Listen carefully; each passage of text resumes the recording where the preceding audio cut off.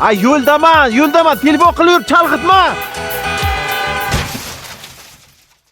Toshib doktor, yaxshimisiz? Ahvolingiz yaxshimi? O'g'lim yaxshimi? O'g'limga ijtimo qilmam doktor. O'g'lingiz yaxshi, eng qiyini ortda qoldi. Faqat bitta muammosi bor. Furqat! Meni chaqiryaptimi? O'g'lingiz sizni chaqiryapti. Meni sansan ekan bu kim bu? Qizishmang. Muammoni qizig'i shundaki, u boshdan kuchli travma olganligi sababli o'z xotirasini yo'qotdi. U hozir sizni o'zini otasi deb o'ylayapti. Shunda meni o'g'lim otam, men o'g'lim. Shunday. O'g'lim, dada. Yotta voyrot. Ota chaqirsa kelmaysanmi? Otang hali o'lgani yo'q, shapkamni kiyganing qara. Aptingga qara, nima bu ahvol, ha? Nima bu mo'ylov? Rachka pormisan, ha? Otamga o'xshaysan, Chaldingga ring uraysan buni. Farzand uchun chidaymiz. Seni tarbiyang buzilib ketgan. O'sha uchun o'ylanmasam bo'lmaydi. Senga srochno ona kerak. O'zi tarbiyang bilan men shug'ullanishim kerak edi. Tushunmadim. O'zimga o'zim, dajon. Uni qara. Dadasi bachasiga o'xshaydi, bachasi dadasiga o'xshaydi. Uni qara. Odamlar ham gapiryapti, ha? Sherda ham otangni pazor qiling, ha?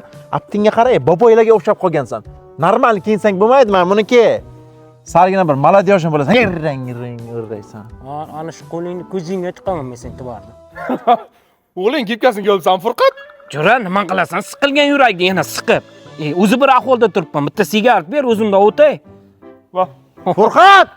O'g'lim kelyapti. Sigareting tasha, iltimos. o'g'ling nima sansiryapsan? Jurajon, hammasini tushuntiraman. Iltimos, men uchun nima desa xo'p deb tur. Iltimos, пожалуйста. Voyrot, nima qilyapsan, Vera? Men senga necha marta aytdim, yomon bolalarga qo'shilmadimi? Sigaret cho'kadigan bo'libsanmi? Qo'ling ko'tar.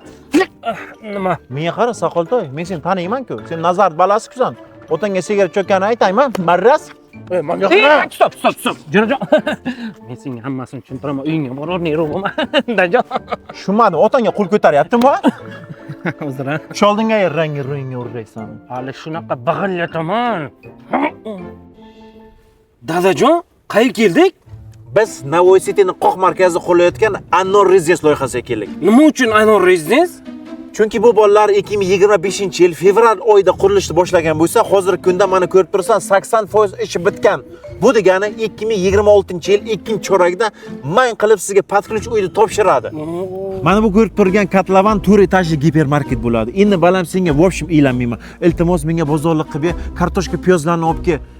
Bu gipermarketda hamma sharoitlar bo'ladi. Maza qilib yashayveraman, tamom. Adajon, bir tiyin pulimiz yo'q edi. Bu kompaniya boshlang'ich to'lovsiz ham uy berar ekanmi? To'g'ri, bu kompaniya boshlang'ich to'lovsiz ham beradi, lekin men 100% to'lov qilib, 100% to'lov qilganim uchun menga kompaniya har bir kvadrat metrdan 1 million so'mdan skidka qilib berdi. So'raganda aybi yo'q, dajon. Shu uyda bir o'zingiz yashaysizmi? Kim senga aytdi bir o'zim yashayman deb? Tanish? Yangi enang, endi sen tarbiyang bilan shu shug'ullanadi. Uni qarang, bedapressda. Qani? Sen enang. Dada, nima urasiz? Bu kim dada? Tanish, yangi enang. Endi seni tarbiyang bilan shug'ullanaman.